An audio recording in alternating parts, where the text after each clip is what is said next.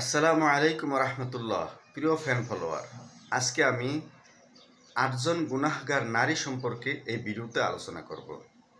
যেই গুণাগুলি করলে, যে 8টি গুনাহ করলে এই 8 জাতীয় নারী, 8জন নারী জাহান্নামে যাবে, সেই 8টি বিষয় সহ এই 8জন নারী সম্পর্কে আপনাদের সামনে এই ভিডিওতে আলোচনা করব। ভিডিওটি ভালো লাগলে শেয়ার করে দিবেন অন্য ভাই বোনদেরকে জানার জন্য, জেনে আমল করার জন্য।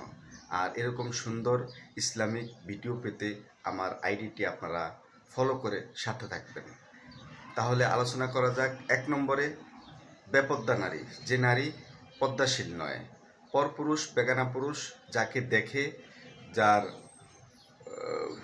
নিষেধ, শরীয়তে যেটা নিষেধ কিন্তু সে বেপর্দাভাবে চলাফেরা করে, বিধায় সে জাহান্নামী। 2 নম্বরে আছে তেজি ও জোরে কথা বলাকারী নারী, যে নারী তেজস্বীভাবে জোরে জোরে কথা বলে এবং অন্য পুরুষ তার আওয়াজ শুনে, বেগানা পুরুষ আওয়াজ শুনে, বাহিরের মানুষ আওয়াজ শুনে, এরকম কথা বলা নারীও জান্নাতে যাবে না, জাহান্নামে যাবে।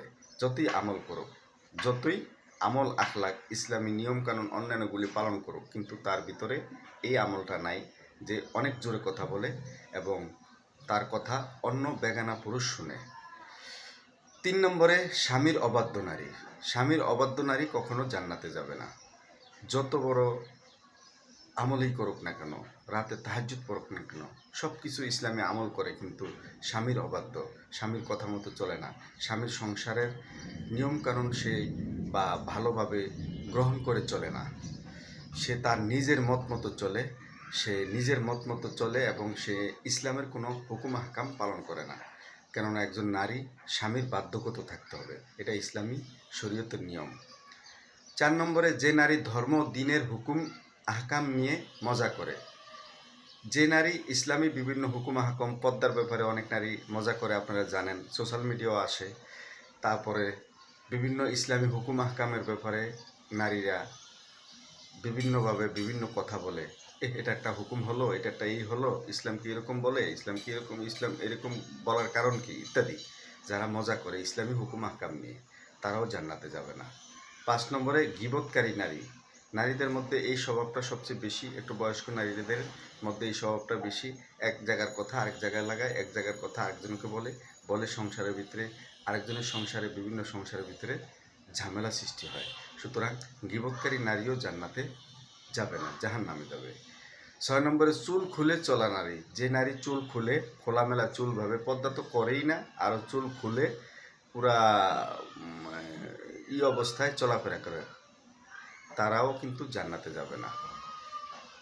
7 নম্বরে প্রতি মুহূর্তে মৃত্যু চাওয়া নারী, নারীদের মধ্যে এই স্বভাবটা আছে। সংসারে কোনো অশান্তি হলে, কোনো সমস্যা হলে, তারপরে সংসারে ঝামেলা হলে, আয় উন্নতির বরকত না থাকলে, অর্থাৎ খাওয়া দাওয়ার অসুবিধা হলে, বিভিন্নভাবে কিছু কিছু নারী আছেন স্বামীর সাথে ঝগড়া করেও মৃত্যু কামনা করেন, আমার মৃত্যু হলো না কেন, আমার মৃত্যু হোক, এই দেখাচ্ছে, ওই দেখাচ্ছে, ইত্যাদি।